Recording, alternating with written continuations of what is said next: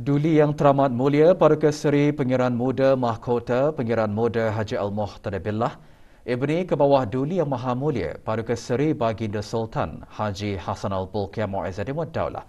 Menteri Kanan di Jabatan Perdana Menteri pagi tadi berkenan menerima menghadap mantan Pemerintah Angkatan Bersenjata di Raja Brunei ABDB yang akan bersara dan Pemerintah ABDB yang baharu dilantik. Majlis menghadap tersebut berlangsung di Qashar Al-Mizan.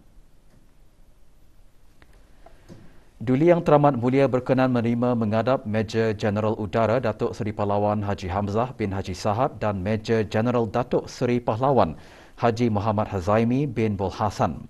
Major Jeneral Udara Datuk Seri Pahlawan Haji Hamzah menyerahkan tugasnya kepada Major Jeneral Datuk Seri Pahlawan Haji Muhammad Hazaimi dalam upacara serah terima tugas jawatan pemerintah ABDB pada 1 Mac 2022.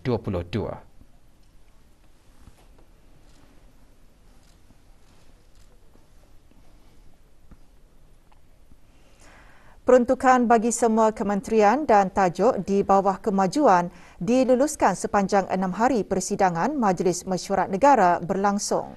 Laporan lanjut mengenai mesyuarat pertama dari musim pemesyuaratan ke-18 Majlis Mesyuarat Negara bagi hari ke-6 menyusul selepas ini.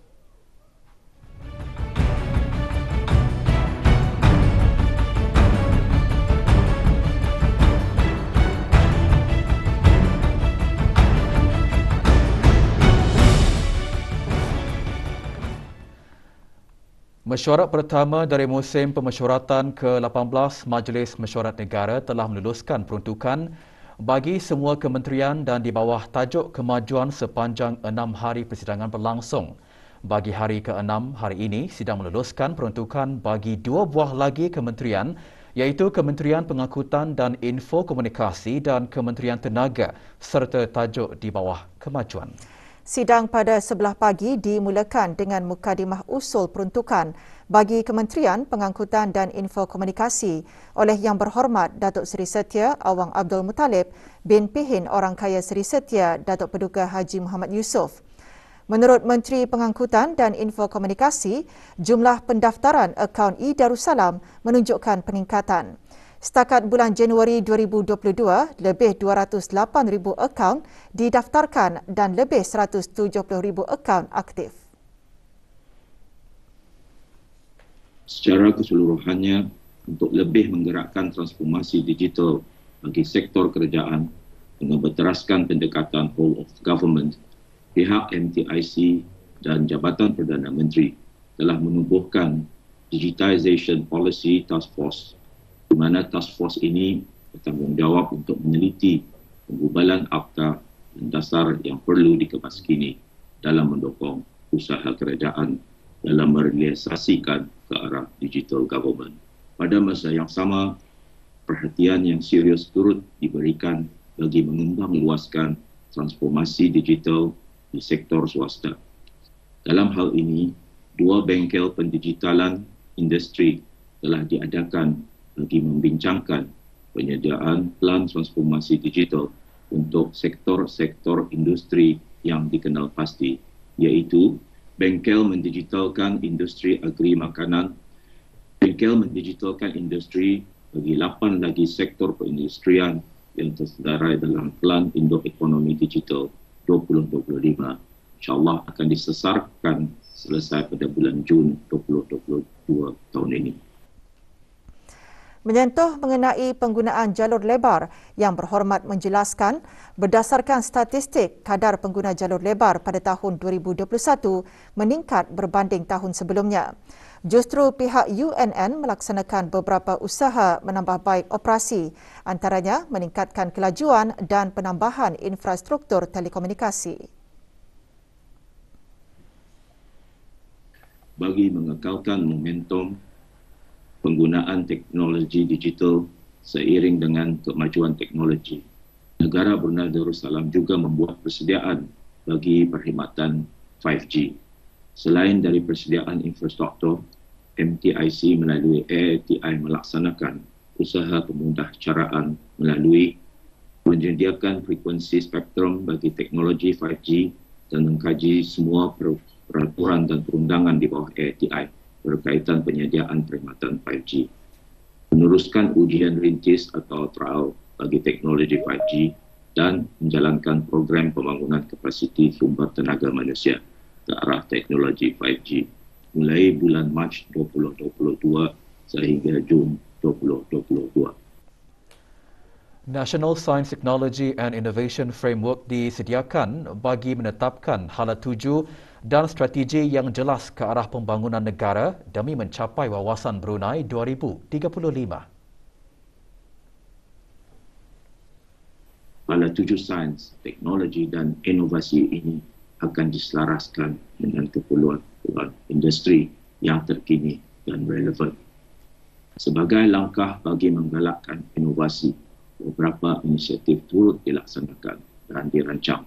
Antara lainnya adalah melalui CREATES, satu projek penyelidikan dalam membantu menangani dan membendung COVID-19 telah pun dilaksanakan dengan kerjasama pihak Universiti Brunei Darussalam, Kementerian Kesihatan, Singapore Duke NUS Medical School dan IVIT Teknologi Sdn Bhd. Yang berhormat Datuk Seri Setia Dr. Awang Haji Muhammad Amin Liu bin Abdullah turut memberi respon mengenai beberapa isu yang dibangkitkan oleh ahli-ahli yang berhormat. Mengenai isu payment gateway bagi pembayaran dari luar negara, Menteri di Jabatan Perdana Menteri dan Menteri Kewangan dan Ekonomi kedua menjelaskan pada masa ini Darussalam Asset dan 3 buah bank tempatan melaksanakan projek membentuk syarikat usaha sama bagi menyediakan payment gateway atau digital payment hub bagi memudahkan transaksi pembayaran secara digital. Mengongsikan beberapa faedah utama di bawah digital payment hub ini, seperti ia akan membolehkan fund transfer dari akaun ke akaun yang selamat, segera dan cost efektif. Dan menggunakan teknologi yang biasanya digunakan oleh peniaga atau kedai untuk menerima pelbagai jenis pembayaran seperti kad kredit, kad debit. Teknologi ini juga dapat membolehkan pembayaran melalui QR code. Pembayaran yang lebih pantas dan pengurusan cash flow yang lebih mudah. Projek ini membolehkan transaksi instantaneous, secure dan auditable yang berkos yang rendah untuk negara melalui kaedah seperti kod QR. Digital Payment Hub ini juga boleh merangsang inovasi financial services dan fintech melalui produk dan value added services.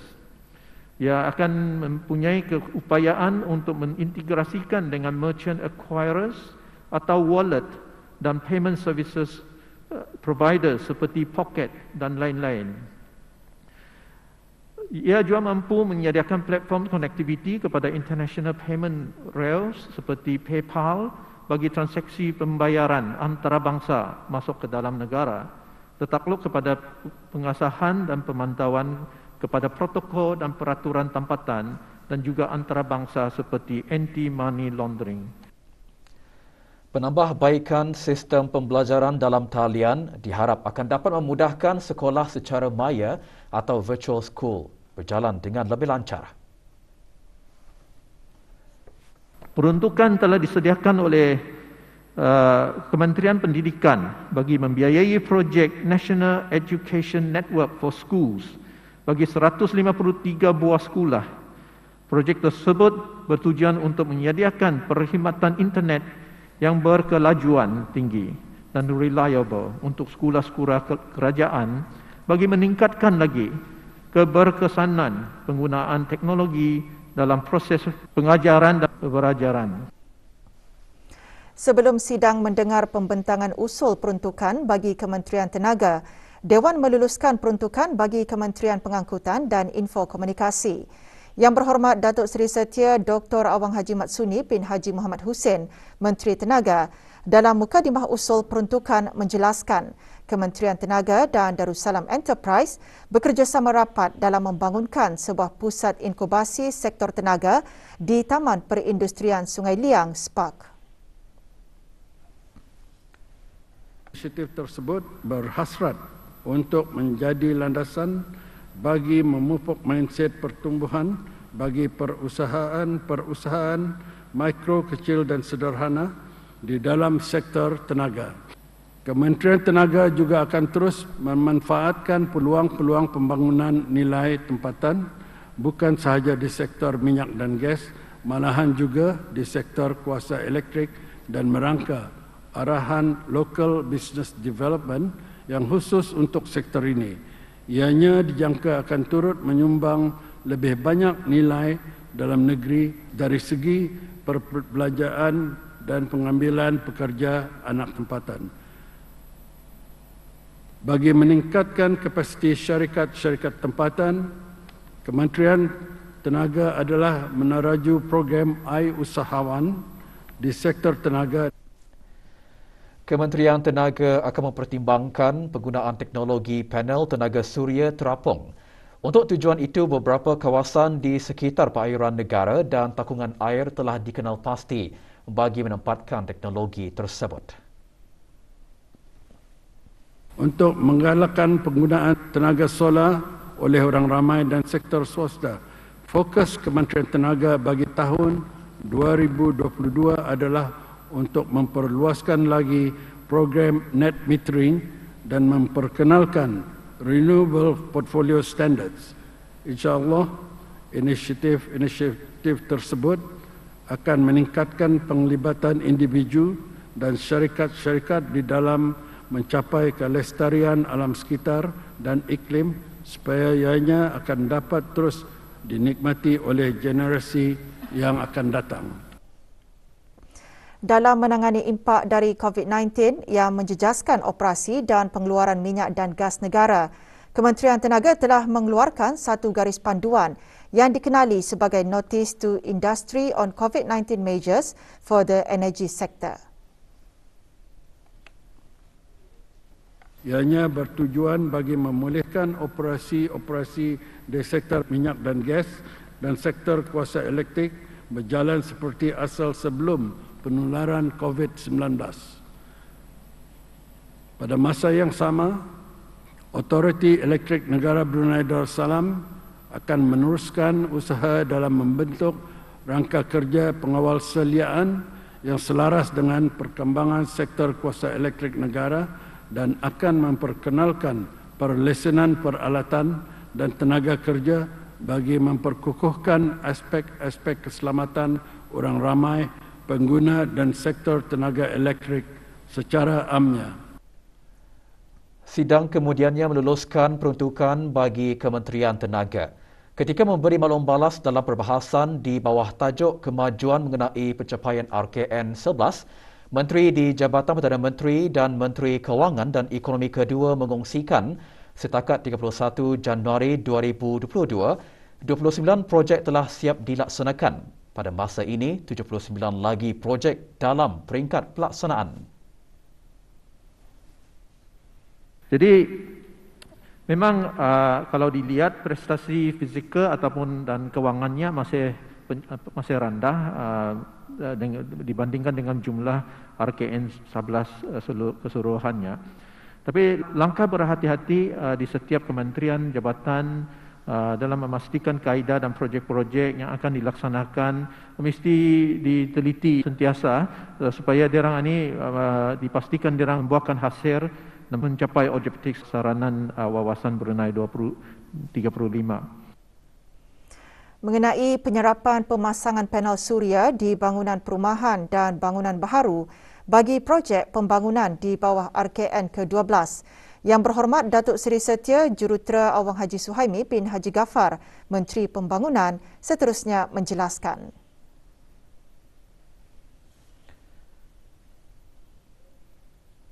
Kementerian Pembangunan menyokong projek-projek Building Integrated Photovoltaic BIPV seperti di Pekan Bangar Temburong dan juga projek solar PV yang lain seperti floating solar PV di dalam kawasan reserve air.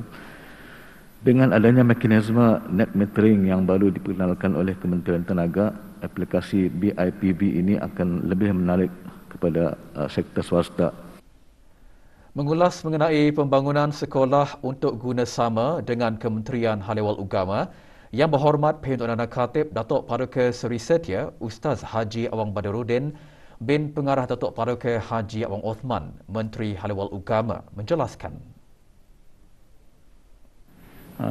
Tapi bagi classroom atau bilik-bilik darjah, terutama sekali khusus bagi bahagian agama itu sekarang, yang kegunaan agama, ada ruang-ruang untuk latihan-latihan praktikal amali keagamaan seperti mana yang ada di bangunan sekolah-sekolah agama. Dan selain itu ialah keperluan untuk bilik guru-guru yang sudah tentu akan bersingan lah. Dan berarti kata guna sama setakat mana yang kita ni boleh guna sama. Tetapi sebelum menangguhkan sidangnya pagi tadi, Dewan meluluskan peruntukan di bawah tajuk kemajuan. Selepas bersidang selama 6 hari, ahli-ahli Dewan telah meluluskan peruntukan bagi semua kementerian dan peruntukan di bawah tajuk kemajuan. Sidang akan disambung esok pukul 9.30 pagi. Orang ramai bolehlah mengikuti rakaman persidangan harian melalui saluran RTV Perdana dan RTV Sukma Indra pada pukul 9 malam bagi rakaman sesi pagi dan diikuti lagi pada pukul 10.50 malam bagi rakaman sesi petang. Laporan harian juga boleh diikuti melalui laman sawang rasmi Majlis Mesyuarat Negara di www.majlismesyuarat.gov.pn.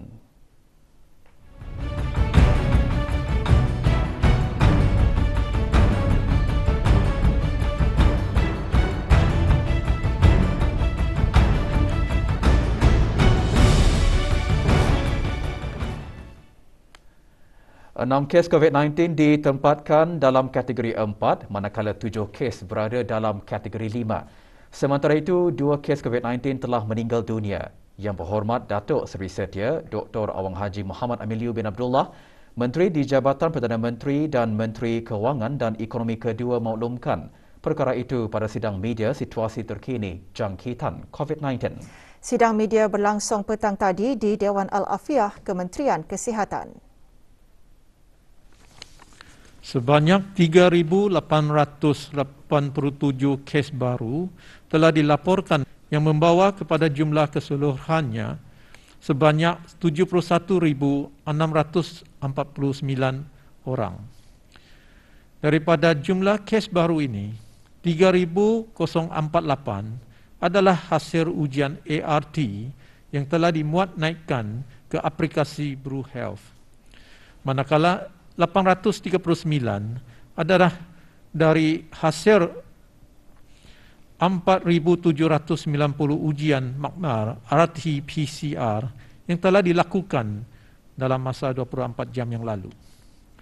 Sementara itu, 2,112 kes telah disahkan sembuh pada hari ini yang membawa jumlah kes yang sembuh di negara Brunei Darussalam kepada 38,325 kes, manakala jumlah kes aktif ialah sebanyak 33,195 kes. Pada masa ini, kadar pengasingan katil di seluruh negara atau bed occupancy rate pada masa ini ialah sebanyak 10.3%, di mana 370 kes aktif sedang menerima rawatan di pusat-pusat pengasingan. Seramai 32,825 kes positif kini sedang menjalani pengasingan diri di rumah. Semasa sidang media, Menteri di Jabatan Perdana Menteri dan Menteri Kewangan dan Ekonomi kedua turut mengongsikan pencapaian program vaksinasi kebangsaan sehingga 1 Mac 2022. Pencapaian program vaksinasi kebangsaan bagi mereka yang menerima 3 dos vaksin ialah 54.9% dari keseluruhan penduduk di negara ini. Manakala kadar 1 dos dan 2 dos adalah masing-masing melebihi 94%. Bagi sekatan pergerakan yang dijalankan dari jam 12 malam hingga 4 pagi, alhamdulillah tidak ada pelanggaran arahan keluar rumah. Telah dikeluarkan denda kompaun di seluruh negara. Sementara itu, Kementerian Kesihatan telah menerima beberapa aduan orang ramai mengenai kod aplikasi Brew Health di mana terdapat sebilangan orang ramai telah menerima wanar kod Brew Health yang tidak betul. Dalam hal ini, Kementerian Kesihatan sedang berusaha dengan pihak pengendali aplikasi Brew Health, eVit Technology untuk mengatasi perkara ini. Penanaman 100 anak pokok buah-buahan dan bunga dilaksanakan bagi membentuk hala tuju negara ke arah masa depan yang rendah karbon dan berdaya tahan terhadap impak perubahan iklim. Pagi tadi diadakan perasmian acara protokol hijau dan projek Eko Kampus Sinaut Universiti Islam Sultan Syarif Ali Yunisa. Hadir Dr. Haji Nur Arfan bin Haji Zainal, Rektor Yunisa. Dilaksanakan oleh para pelajar Yunisa dari Halalan Taiban Student Society. Projek bertujuan memenuhi aspirasi kerajaan dalam mewujudkan masyarakat yang cintakan kelestarian dan sejahteraan alam sekitar.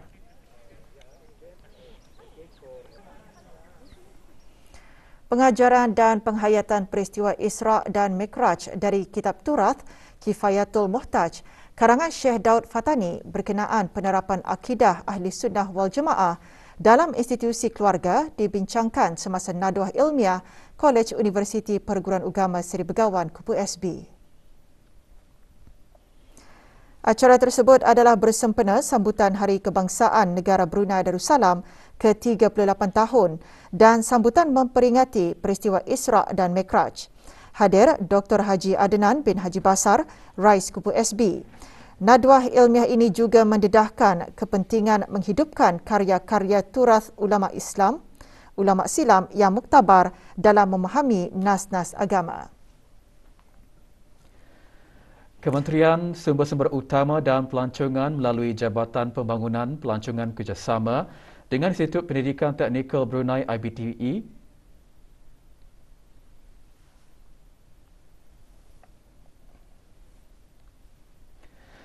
Kementerian Sumber-Sumber Utama dan Pelancongan melalui Jabatan Pembangunan Pelancongan bekerjasama dengan Institut Pendidikan Teknikal Brunei IBTE dan Restoran Cloud Street Singapura petang kemarin menganjurkan bengkel gastronomi Brunei yang pertama secara maya sempena Minggu Gastronomi Brunei 2022. Nice. Can I see everybody's... Chef Maktai penerima anugerah Chef Muda Michelin Guide 2021 dari Restoran Club Street, Singapura, dijemput sebagai pengajar khas bagi bengkel ini yang disertai oleh 17 pelajar IBTE dan chef muda. Sepanjang bengkel, teknik asas memasak dan kemahiran kulineri dikongsikan.